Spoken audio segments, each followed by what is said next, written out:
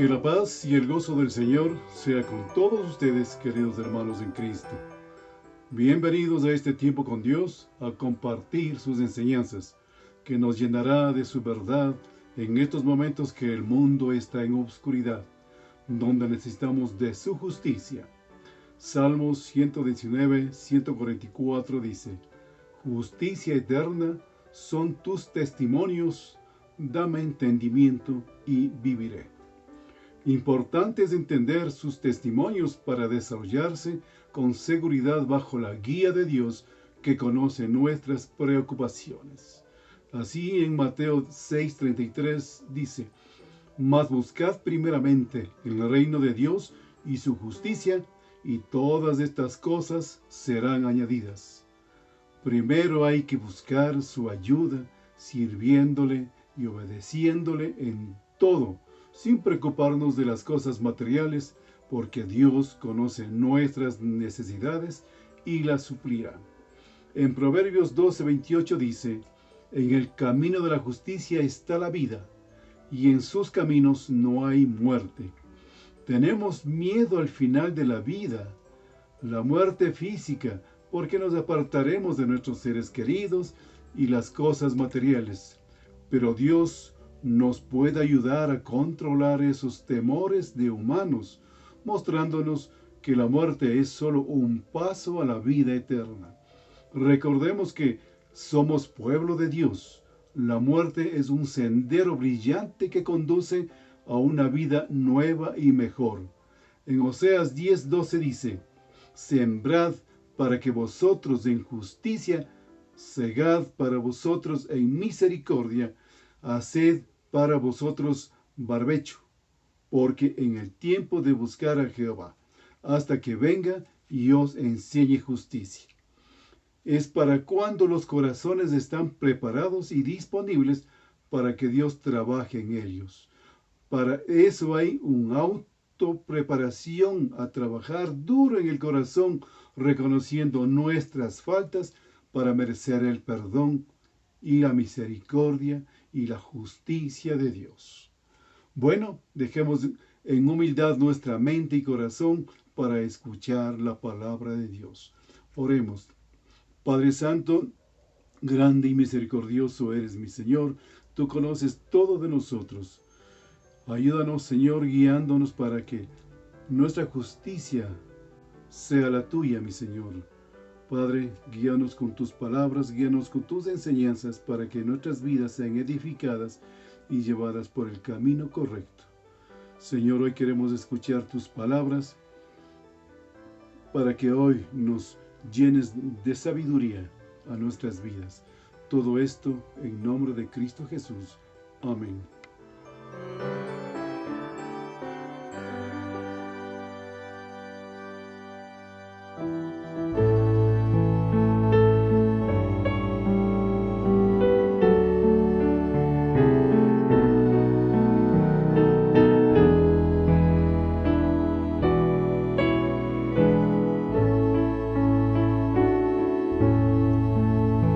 Ascendido fue a los cielos, Jesucristo mi Señor, cuando ángeles dijeron que miráis con estupor, este Cristo que hoy asciende, a sí mismo volverá victorioso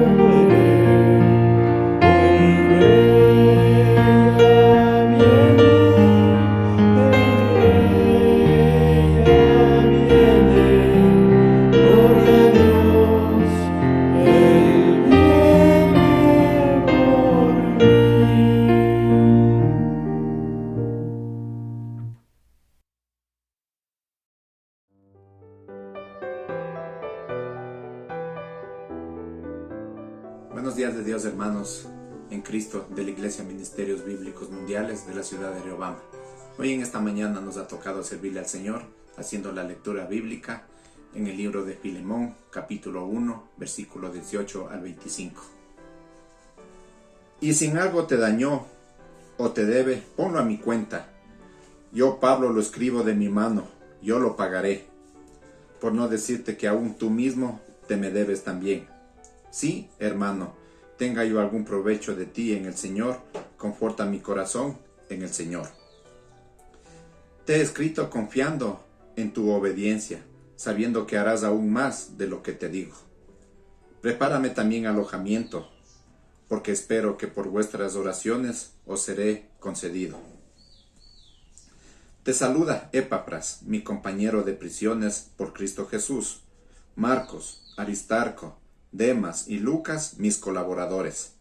La gracia de nuestro Señor Jesucristo sea con vuestro espíritu. Amén. Vamos a ver también qué nos dice en el libro de Primera de Juan, capítulo 3, versículo 16. Y dice: en esto hemos conocido el amor en el que puso su vida por nosotros. También nosotros debemos poner nuestras vidas por los hermanos. Amén, mis queridos hermanos. Que Dios les bendiga. Hasta la próxima.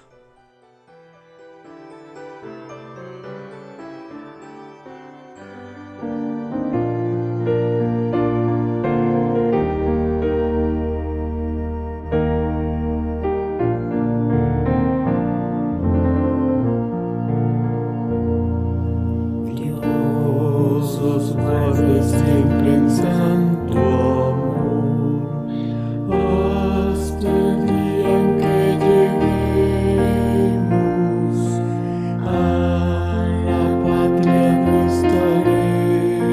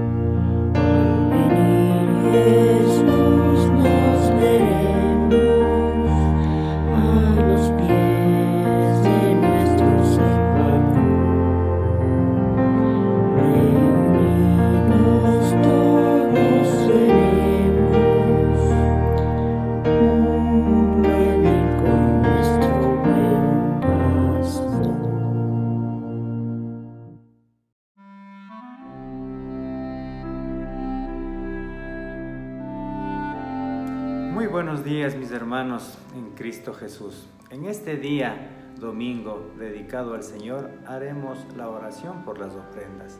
Para ello, hermanos, recordemos los tiempos del rey David, cuando juntaba los mayores tesoros para el templo de Jehová, y también cuando los israelitas contribuyeron voluntariamente con sus ofrendas para la construcción de este templo.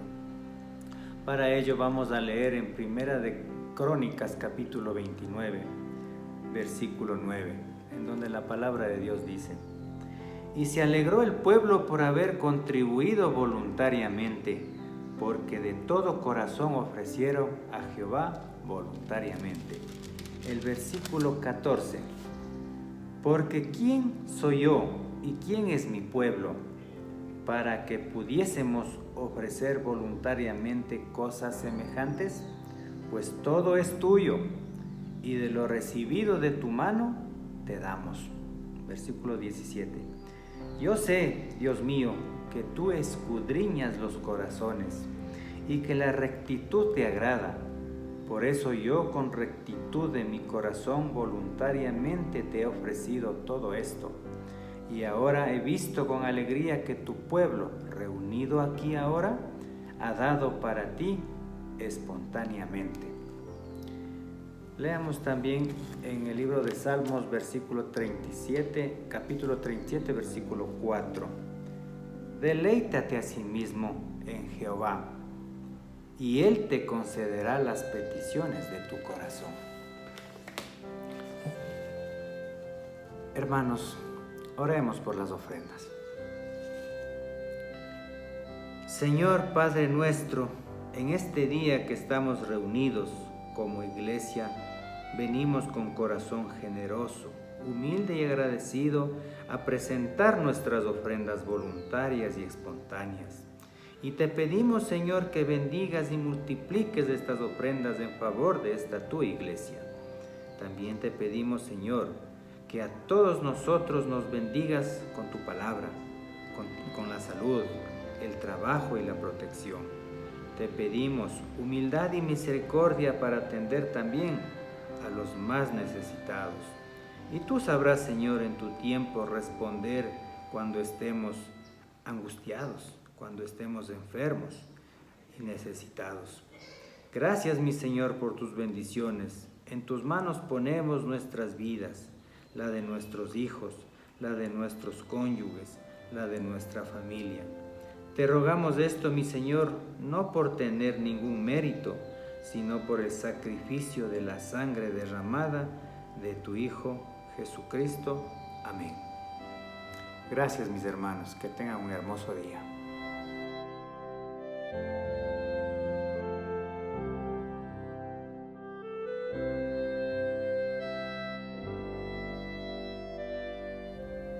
Buenos días, hermanos, que el Señor les bendiga.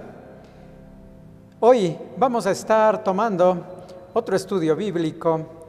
En esta y la próxima semana estaremos estudiando las ordenanzas de la Iglesia. Hoy vamos a estudiar el bautismo cristiano. Esto vamos a centrar el estudio en Mateo 28, 19 y 20, en lo que conocemos como la Gran Comisión.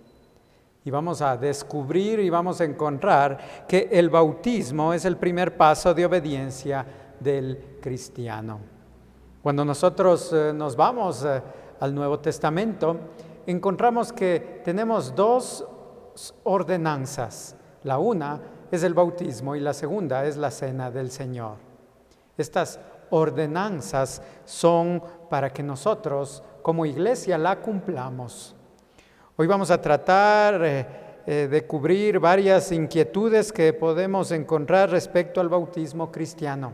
Cosas como ¿por qué se bautizan los seguidores de Cristo? ¿Quién dio el mandato? ¿Qué significa el bautismo? ¿Es importante bautizarse? ¿Es opcional? Bueno, ¿qué hacemos con todo eso? Pero lo que podemos observar dentro del Nuevo Testamento es que el Señor Jesucristo, antes de partir de este mundo, Él dejó instrucciones claras antes de ir a la presencia del Padre, a la diestra de Dios Padre, Él dejó instrucciones claras. Y en Mateo capítulo 28, versículos 19 y 20, vamos a leer ahí nuestras Biblias, dice la palabra de Dios: por tanto, id y haced discípulos a todas las naciones, bautizándolos en el nombre del Padre y del Hijo y del Espíritu Santo, enseñándoles que guarden todas las cosas que os he mandado. Y he aquí, yo estoy con vosotros todos los días hasta el fin del mundo. Amén. Aquí encontramos lo que conocemos como la ordenanza del bautismo. Si nosotros queremos mirar lo que significa ordenanza, bueno, se describe como que es un rito simbólico ordenado por Cristo para ser observado siempre y en todo lugar por su iglesia. Esta es la expresión figurativa de verdades centrales de la fe cristiana. Eso es lo que podríamos decir como una ordenanza. Pero vamos a despejar algunas preguntas. Y la primera es: ¿qué significa el bautismo cristiano? Ya que hemos leído el versículo en donde se encuentra este mandato, esta ordenanza del bautismo, podemos decir que el bautismo cristiano es el acto simbólico mediante el cual una persona que ha recibido al Señor Jesucristo como su único y suficiente Salvador demuestra que es su discípulo. Por lo tanto, el bautismo es un símbolo exterior de una transformación interior. Consiste en ser sumergido en agua y ser sacado de allí, confesando que ha muerto y ha resucitado con Cristo. Ha muerto al pecado y ha resucitado con Cristo a una nueva vida. La palabra bautizar viene del griego baptizo, que quiere decir primeramente introducir.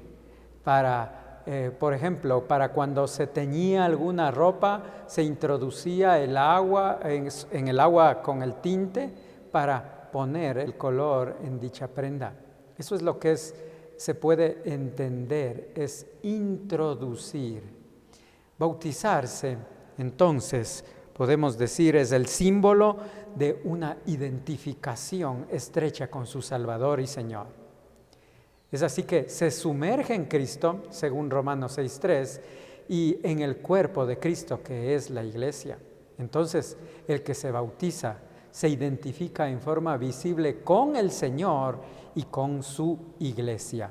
Romanos capítulo 6, versículo 3, la palabra de Dios dice: ¿o no sabéis que todos los que hemos sido bautizados en Cristo Jesús hemos sido bautizados en su muerte? Porque somos sepultados juntamente con Él para muerte por el bautismo, a fin de que como Cristo resucitó de los muertos por la gloria del Padre, así también nosotros andemos en vida nueva. Y cuando miramos primero a los Corintios 12:13, dice: porque por un solo espíritu fuimos nosotros bautizados en un cuerpo, sean judíos o griegos, sean esclavos o libres, y a todos se nos dio de beber un mismo espíritu. De tal manera que ahí encontramos que el bautizarse es un símbolo de una identificación estrecha con su Salvador y Señor. Se sumerge en Cristo y también en el cuerpo de Cristo, que es su iglesia. Entonces, el que se bautiza se identifica en forma visible con el Señor y con su iglesia. Ahora, la pregunta que surge aquí, bueno, ¿por qué bautizarse? En Mateo capítulo 28, versículo 19, el Señor ya ha expresado este mandato para el creyente en Cristo. Por tanto, id y haced discípulos a todas las naciones, bautizándolos en el nombre del Padre y del Hijo y del Espíritu Santo. Cristo mismo espera y desea que cada uno de sus seguidores busque ser bautizado. Esta no es una opción para el cristiano, este es un mandato a cumplir, de tal manera que la respuesta natural del cristiano es obedecer a los deseos de su Señor. Estos ejemplos los vemos muy a menudo en el Nuevo Testamento, cuando los nuevos creyentes se convertían al cristianismo y se bautizaban. De tal manera que nosotros podemos encontrar, vamos a mirar en el libro de los Hechos. Vamos a estar pasándonos desde Mateo 28 y vamos a estar viendo algunos textos del libro de los Hechos. Por ejemplo, Hechos 2:41 nos muestra en el primer discurso de Pedro. Dice que ahí fue recibida la palabra y se bautizaron. Fíjese lo que dice Hechos 2:41. Así que los que recibieron su palabra fueron bautizados y se añadieron aquel día como 3,000 personas. Recibieron la palabra y se añadieron a la iglesia 3,000 personas. Hechos 8:35 y 36, cuando el etíope eunuco volvía de Jerusalén y se encuentra con Felipe. Y versículo 35 y 36 de Hechos 8 dice: entonces Felipe, abriendo su boca y comenzando desde esta escritura, le anunció el evangelio de Jesús. Y yendo por el camino, llegando a cierta agua, dijo el eunuco: aquí hay agua que impide que yo sea bautizado. Es decir, escucharon el evangelio, recibieron el evangelio, creyeron en él y ahora nace una necesidad de bautizarse. Ahora, ¿por qué nosotros miramos aquí que el eunuco hizo la pregunta de ¿qué impide que yo me bautice?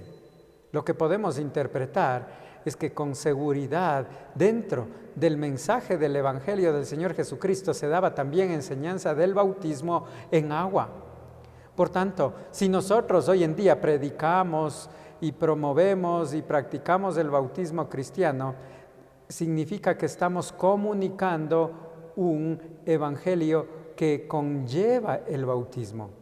Pero si no estamos comunicando el bautismo, estaremos comunicando un evangelio incompleto.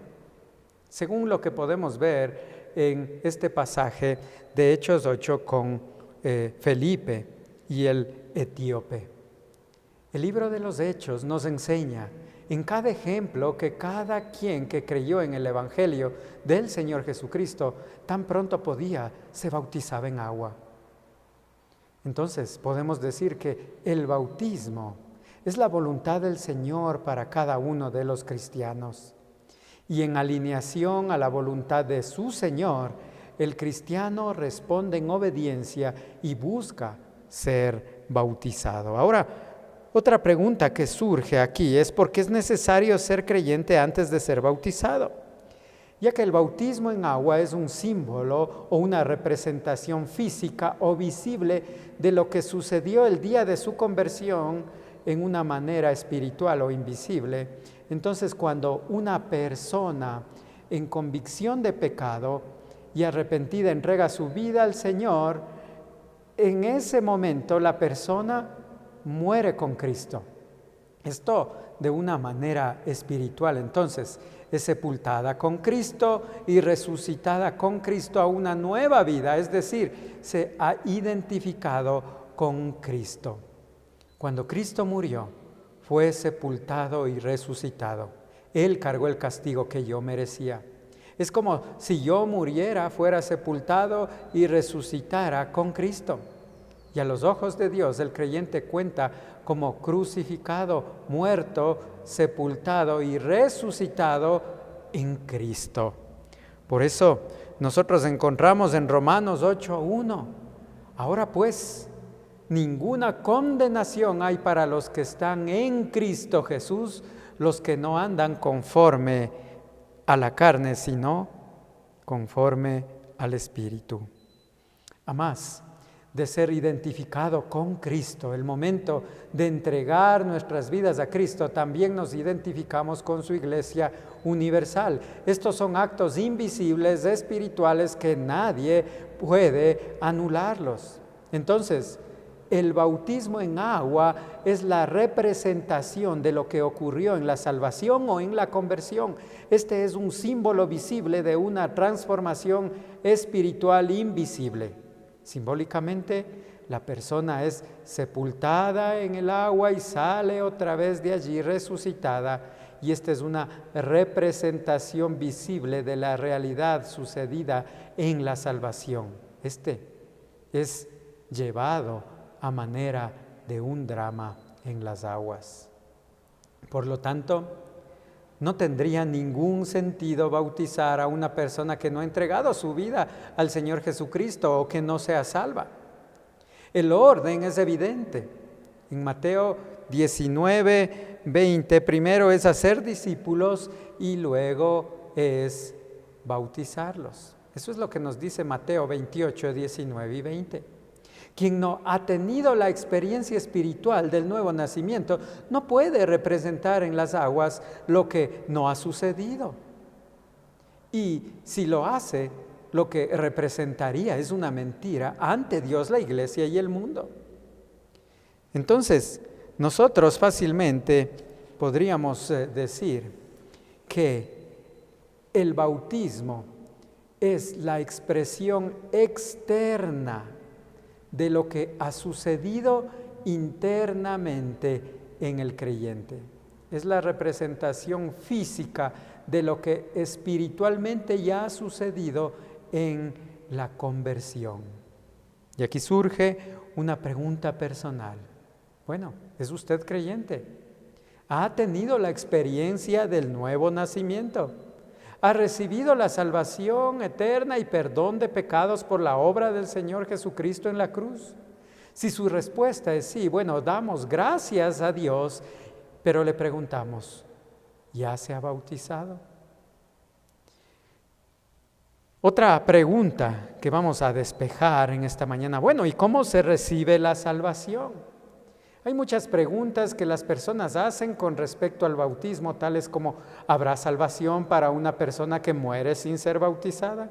¿Qué conexión puede existir entre el bautismo y la salvación? ¿Qué hay que hacer para ser hecho hijo de Dios? Y lo primero que tenemos que mirar es el pecado, las malas noticias, el pecado y la condenación eterna. Para la mayoría de nosotros, por no decir a todos, no nos gusta tomar medicinas, irnos al médico o peor aún, que nos pongan una inyección. Y muchos de nosotros decimos, bueno, ni pagado lo hacemos eso. Pero solamente cuando nos sentimos enfermos y vemos la necesidad de medicina o de inyecciones por el bien de nuestra salud, hasta pagamos para que nos las apliquen. Es decir, que la persona no solamente ha de saber que está enferma, sino que también deberá sentirse enferma para ansiar con urgencia el medicamento. Hay muchas enfermedades silenciosas que pueden estar acabando con nuestra salud. Y vemos lo mortal que sería estar seriamente enfermo y no saberlo. Lo mismo ocurre en la vida espiritual con esta enfermedad silenciosa llamada pecado, donde la palabra de Dios nos da el diagnóstico de que estamos desesperadamente enfermos. Esta enfermedad consiste en que constantemente infringimos la ley de Dios, no porque no tengamos idea de lo que hacemos, sino más bien que a pesar de conocer lo bueno y lo malo, actuamos en rebeldía en contra de Dios constantemente y nos gozamos en eso. Disfrutamos de la pecaminosidad, de la vida del pecado. Vivimos poniendo a un lado, despreciando constantemente la voluntad de Dios en nuestras vidas. Y nos amparamos en que hay personas que viven peor que nosotros, que hacen cosas peores que las que nosotros hacemos. Lo cierto es que el diagnóstico que la palabra de Dios nos da es que estamos condenados a vivir separados de Dios. Romanos 13:11 dice, no hay quien entienda, no hay quien busque a Dios. Nosotros no buscamos a Dios. Romanos 3:23 dice, por cuanto todos pecaron, todos pecamos, estamos destituidos de la gloria de Dios. E Isaías 53:6 dice: todos nosotros nos descarriamos como ovejas, cada cual se apartó por su camino. La inspección profunda de la mirada penetrante de nuestro Señor y Dios revela que yo he estado viviendo en una constante ofensa a su perfección y santidad, y lo peor de todo es que esto acarrea condenación. Siendo Dios santo y siendo Dios justo, debe ejercer su justicia, debe castigar al pecador. Y ahí encontramos una consecuencia en Romanos 6:23. Porque la paga del pecado es muerte. ¿Ha reflexionado usted sobre esto? Dado que si Cristo no le ha salvado, entonces está condenado, está separado de Dios y rumbo al infierno. Pero Dios, en su gracia, ha dado los medios necesarios para llevar a cabo un plan para salvar al hombre. Gracias damos a Dios que las cosas no quedaron allí. Y los mismos versículos que hablan de descarrío, muerte, separación de Dios, son los mismos que muestran el plan divino a favor del pecador. Isaías 53:6 dice: todos nosotros nos descarriamos como ovejas, cada cual se apartó por su camino. Ese es el problema. Pero la solución: mas Jehová cargó en él el pecado de todos nosotros. Ahí se encuentra la solución. El mismo Dios se hace cargo de nuestro pecado. Y Romanos 6:23, porque la paga del pecado es muerte, mas la dádiva de Dios es vida eterna en Cristo Jesús, Señor nuestro. Entonces, aquí vemos la salida del problema de la condenación. Entonces vemos que Dios lo hizo posible. Todos ellos fueron salvos. Todos los que han creído, todos los que han puesto la confianza en la persona del Señor Jesucristo. Todo ello llevado a cabo por el Señor Jesucristo, nuestro Salvador. Donde la palabra del Señor nos dice: porque de tal manera amó Dios al mundo, que ha dado a su Hijo unigénito, para que todo aquel que en Él cree no se pierda, mas tenga vida eterna. De estar sin esperanza, en una condición calamitosa, lúgubre, en un lugar fangoso, oscuro, tenebroso, de condenación, se abre la posibilidad de habitar en un lugar sin temores, donde reina el amor de Dios, y en lugar de muerte, condenación o separación de Dios, hay vida eterna junto a Él. Enviando a su Hijo amado, Dios, Él envió lo más preciado, lo mejor que tenía, lo único que tenía. Dios demostró el deseo profundo de salvar a cada hombre y a cada mujer. ¿Cómo lo hizo? Primera de Pedro 2:24 dice: quien llevó él mismo nuestros pecados en su cuerpo sobre el madero, para que nosotros, estando muertos a los pecados, vivamos a la justicia, y por cuya herida fuisteis sanados. El Señor Jesucristo tomó sobre su cuerpo nuestras maldades y el castigo que nosotros merecíamos. La ira de Dios fue sobre Él, y en la cruz mi Señor fue castigado por mi pecado. Pagó el precio de mi deuda, la que yo no podía pagar. Ahora, una cosa podríamos decir: bueno, pero ¿y qué con mis obras?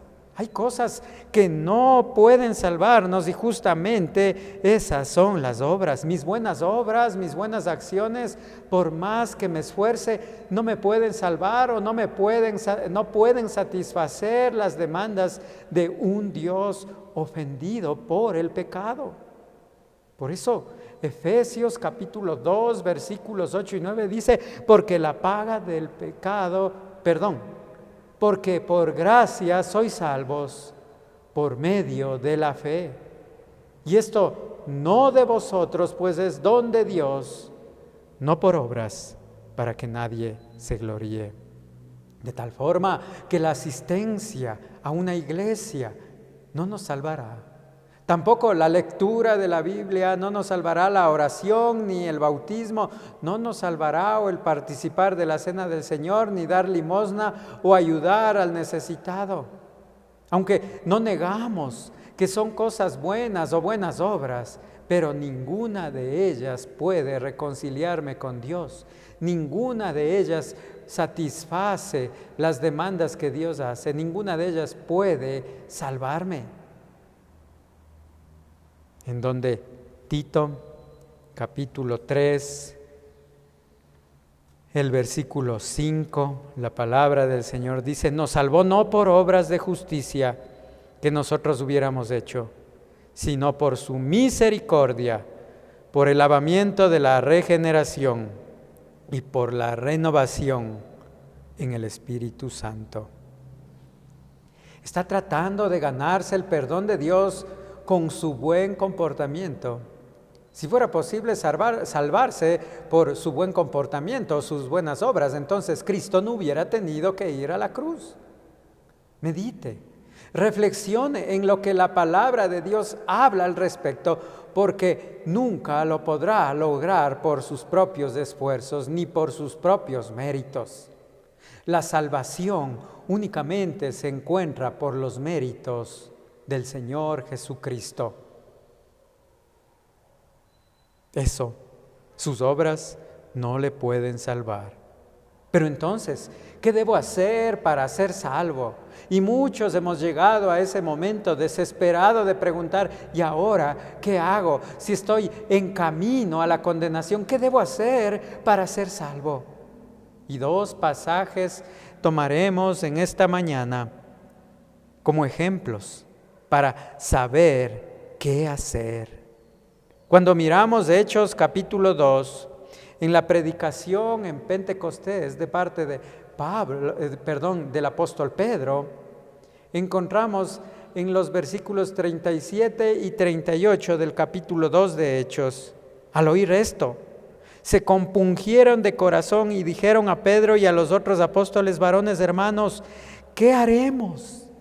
Ellos, al reconocer que eran culpables de haber crucificado al Señor Jesucristo y al saber y sentirse culpables por la muerte de Él, dijeron, ¿y ahora qué haremos?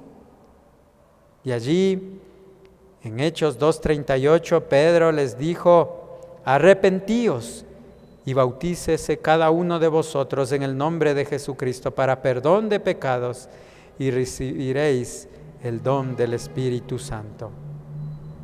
Arrepentíos. Y el segundo ejemplo es el carcelero de Filipos, junto a Pablo y a Silas. En Hechos 16, 30, 31 dice, y sacándolos les dijo, señores, ¿qué debo hacer para ser salvo? Ellos dijeron, cree en el Señor Jesucristo y serás salvo tú y tu casa. Creer en el Señor Jesucristo es mucho más que creer en que Él existió. Creer en el Señor Jesucristo es reconocer que su sacrificio es suficiente para limpiarme del pecado y para salvarme a mí. Creer es reconocer que Él cargó mis pecados, que sufrió mi castigo y que solo Él puede salvarme. Esta fe viene en respuesta al oír el mensaje del Evangelio de Cristo, porque la fe es por el oír y el oír por la palabra de Dios, donde el individuo llega a una convicción de pecado. No solamente se sabe pecador, sino que también se siente pecador, se arrepiente sinceramente de su vida de pecado y se aparta de lo desagradable a los ojos de Dios. En donde Pedro les dijo en Hechos 3:19, así que arrepentíos y convertíos para que sean borrados vuestros pecados, para que vengan de la presencia del Señor tiempos de refrigerio. La pregunta que surge aquí nuevamente es: ¿ha recibido al Señor Jesucristo como su único y suficiente Salvador? Si aún no es salvo, sepa que Dios le ama y ha manifestado su amor dando a su Hijo Jesucristo. El mensaje de salvación es el llamado permanente al pecador para que se arrepienta, donde el mismo Señor le dice hoy, en Mateo 11:28, venid a mí, todos los que estáis trabajados y cargados, y yo os haré descansar. Llevad mi yugo sobre vosotros y aprended de mí, que soy manso y humilde de corazón, y hallaréis descanso para vuestras almas, porque mi yugo es fácil y ligera mi carga. Si no ha recibido al Señor Jesucristo como su único y suficiente Salvador, puede hacerlo hoy mismo. Ore al Señor. Reconózcase pecador, reconozca que con sus hechos y con sus actitudes y sus pensamientos le ha estado ofendiendo constantemente. Agradézcale, porque Él vino a morir en la cruz por nosotros pecadores, y agradézcale porque Él llevó el castigo que usted y yo merecíamos, y pídale que le ayude a apartarse de lo que le desagrada. Pídale que haga de su vida lo que Él quiere.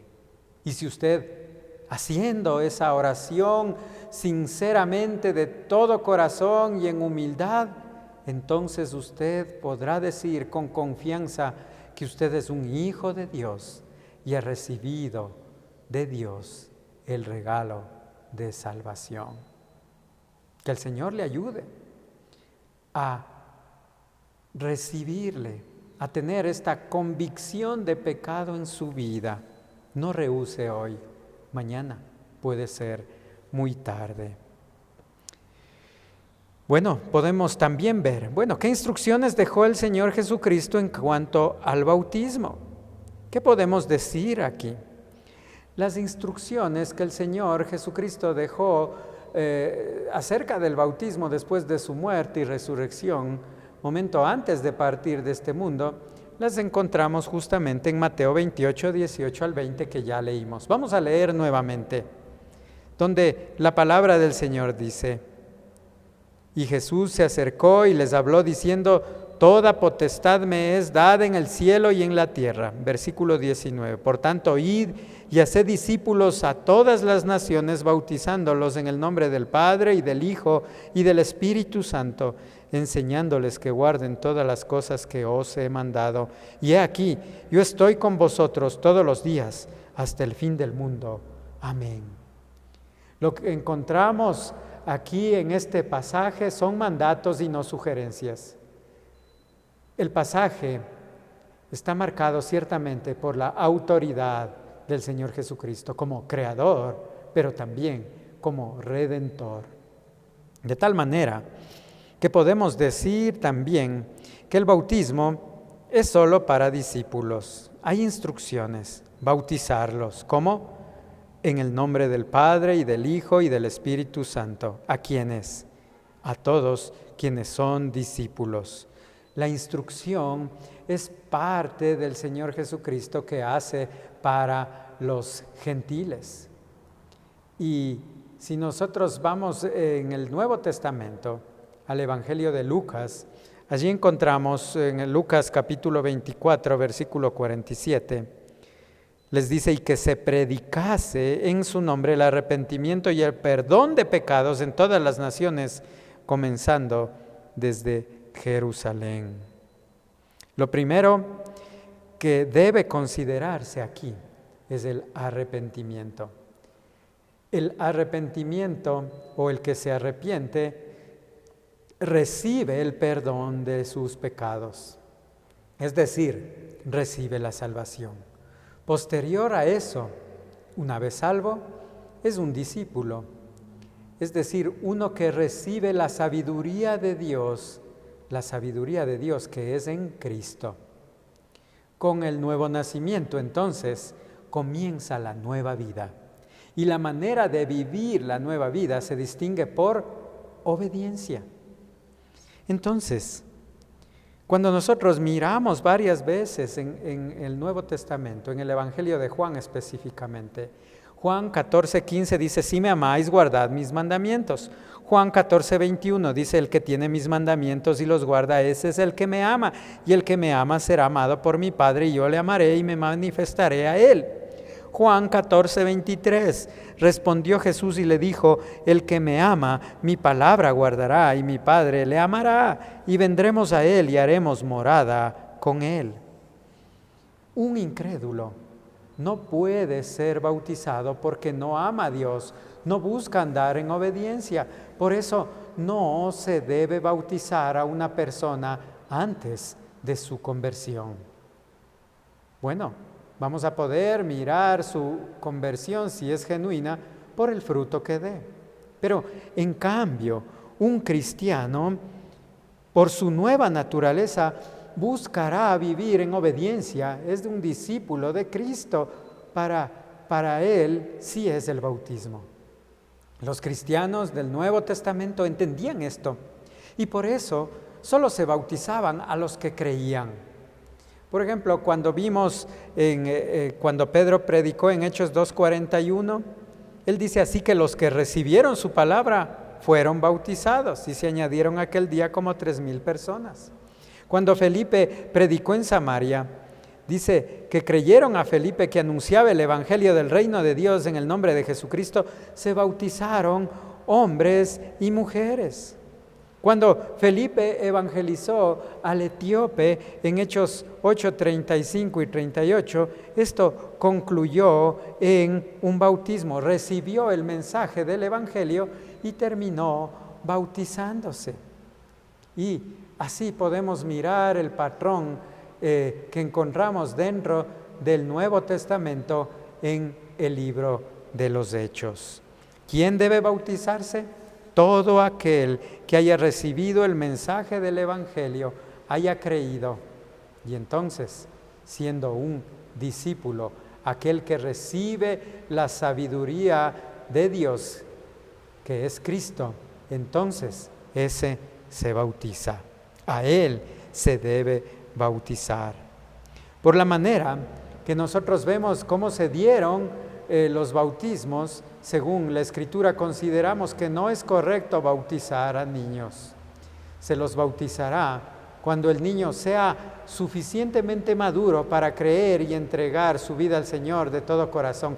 Entonces podrá ser bautizado. Dentro de la Escritura hay varios ejemplos en el libro de los Hechos y también en 1 Corintios, en donde nosotros encontramos que varios miembros de una familia se entregaron al Señor y se bautizaron.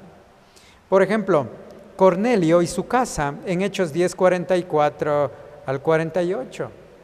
Lidia y su familia en Hechos 16, versículos 14 y 15. El carcelero de Filipos y su casa en Hechos 16, 30 y 34. Crispo y su casa en Hechos 18, versículo 8.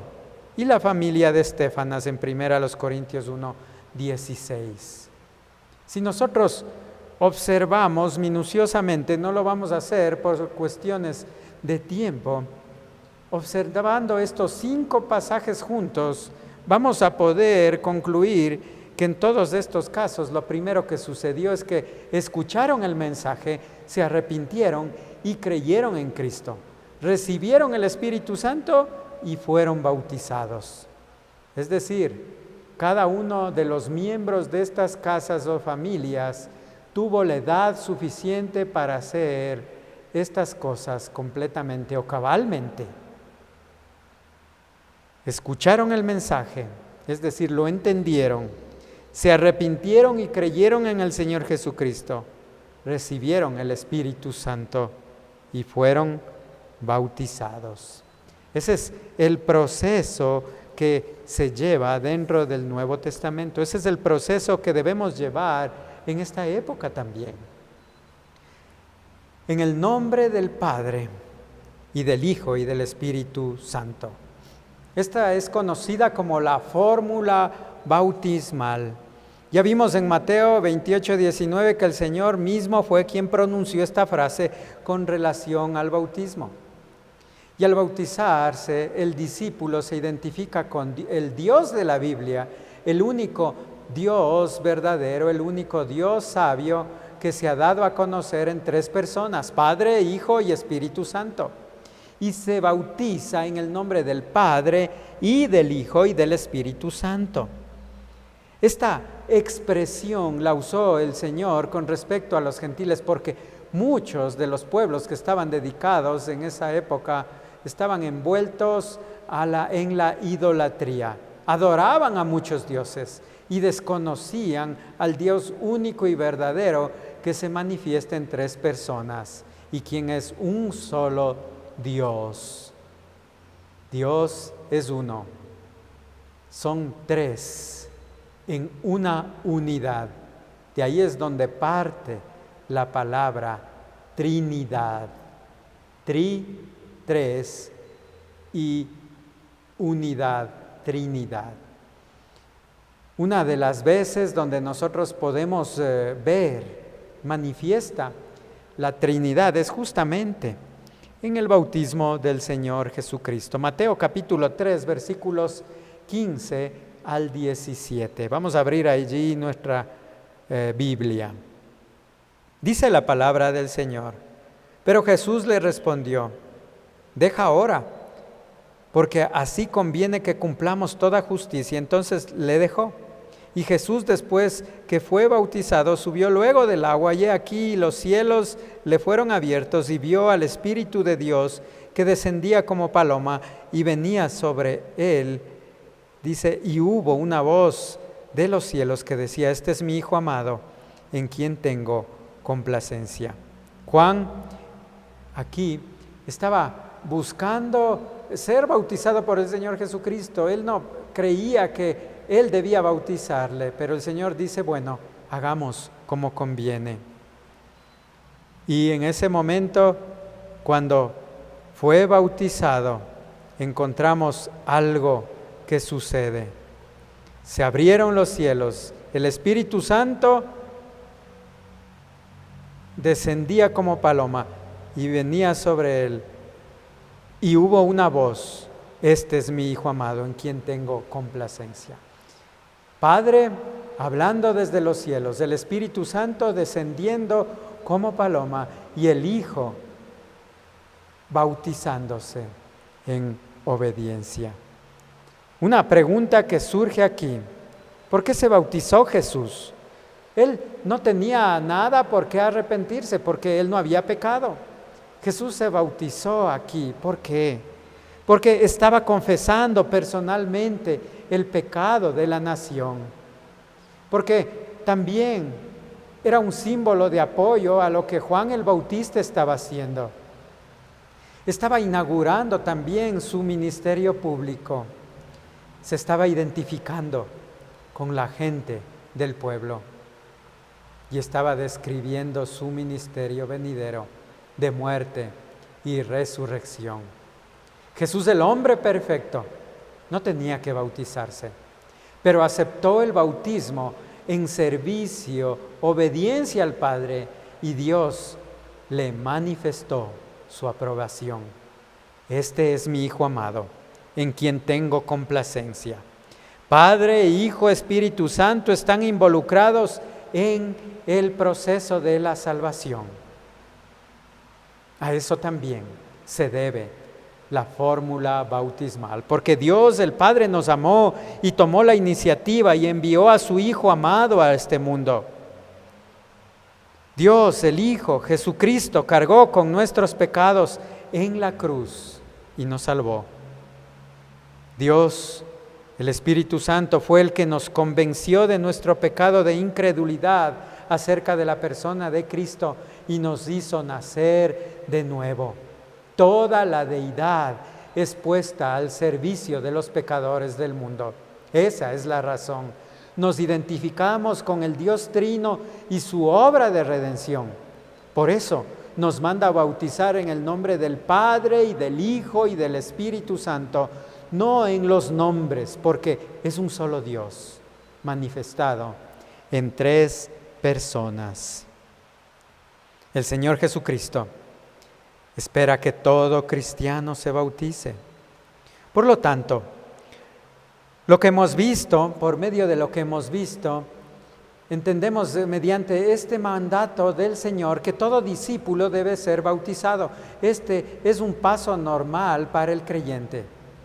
Puede ser que las iglesias de hoy estemos omitiendo involuntariamente dentro del mensaje del Evangelio el bautismo, pero según nosotros vemos a la luz de la palabra de Dios, los que recibieron la palabra fueron bautizados.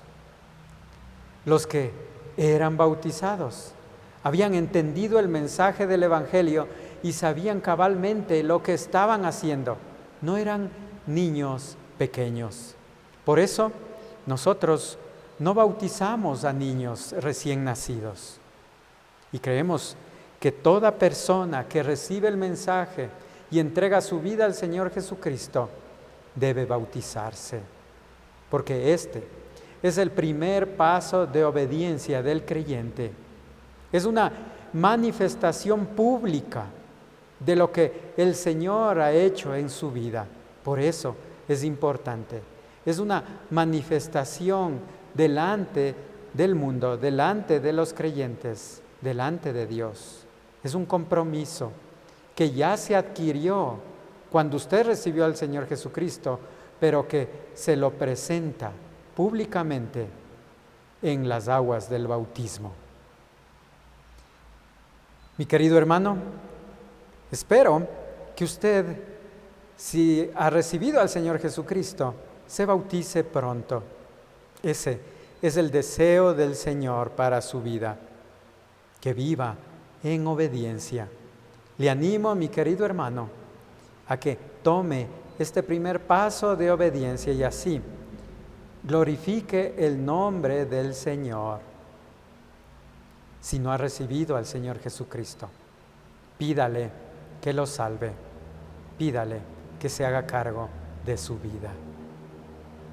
Bueno, mis queridos amigos, hermanos, el tiempo se ha terminado y quiero despedirme diciéndoles que el Señor les bendiga abundantemente y nos vemos la próxima semana. Bendiciones.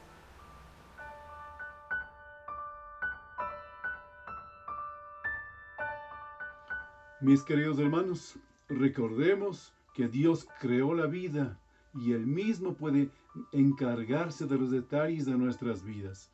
Porque si nos preocupamos del futuro, esto estorba los esfuerzos del presente, porque la preocupación es más dañina que provechosa.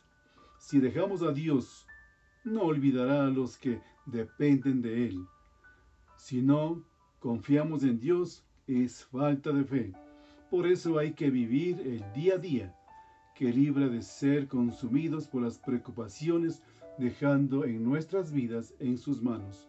Solo tenemos que estudiar más sus enseñanzas.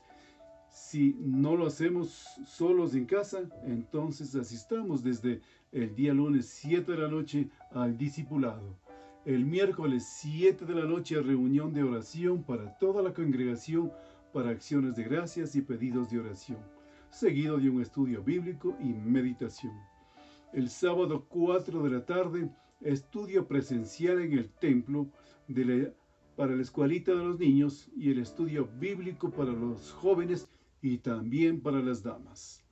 Domingo 10:30 seguimos con el culto presencial y también transmitiremos el servicio dominical para las personas que aún no pueden asistir al templo.